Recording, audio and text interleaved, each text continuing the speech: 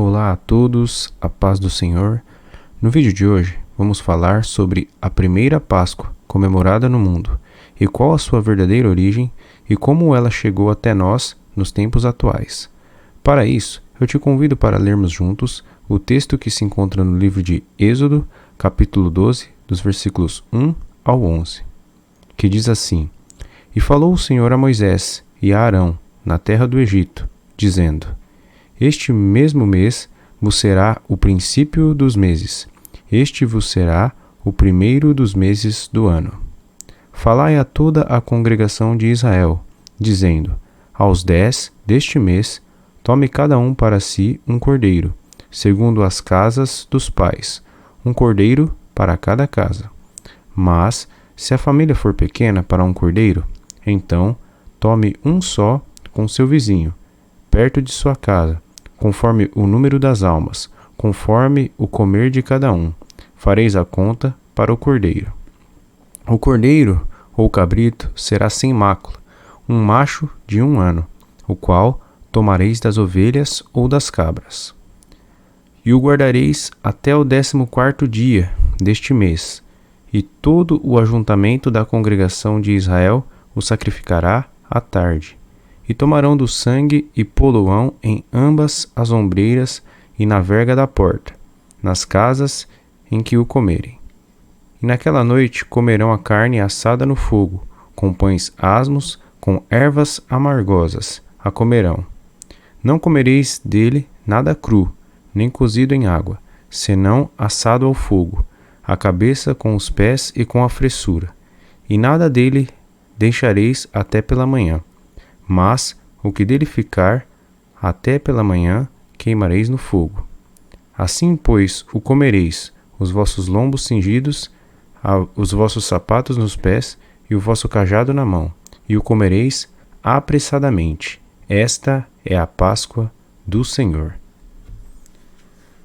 Antes de darmos início ao tema central do vídeo, eu vou te explicar uma curiosidade sobre o nosso calendário, através do versículo 2 desse texto. Note que Deus fala para Moisés que a Páscoa seria comemorada no primeiro dos meses do ano. Entretanto, aqui geralmente nós comemoramos a Páscoa no 3º ou 4º mês do nosso calendário. Porém, isso se dá pelo fato de nosso calendário ser diferente do calendário judaico, pois eles seguem o ciclo lunar e, por conta disso, os meses deles têm entre 29 e 30 dias, mais ou menos. Então, há sempre uma disparidade em nossos calendários, e por isso há essa variação de datas nas comemorações. Entretanto, se pararmos para analisar, o correto seria que essas variações fossem nos nossos primeiros meses do ano, entre janeiro e fevereiro. Mas note que se analisarmos alguns meses do nosso calendário, faria muito mais sentido se o mês de março fosse o primeiro mês do ano. Já reparou que alguns de nossos últimos meses do ano fazem referências a números? Por exemplo, setembro começa com 7, outubro seria um trocadilho com o número 8, novembro começa com 9 e dezembro com 10. E é meio estranho que dezembro comece com uma referência ao número 10 e seja o 12º mês.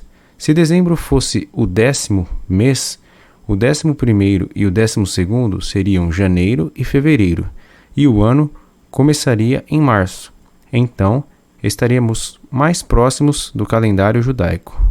Mas isso é só uma curiosidade, para que você possa compreender um pouco melhor o motivo da Páscoa sempre mudar de data. Isso se dá porque ela ainda tem como base o calendário judeu.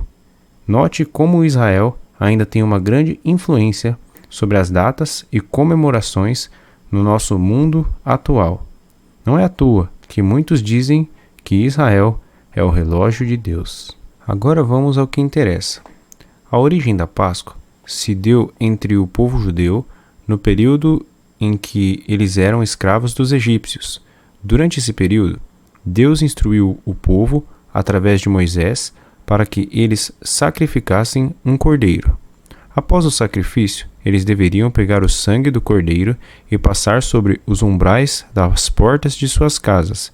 Esse sangue de cordeiro serviria como uma proteção espiritual contra a praga de morte que passaria sobre todos os filhos primogênitos dos egípcios, até mesmo sobre as crias dos animais.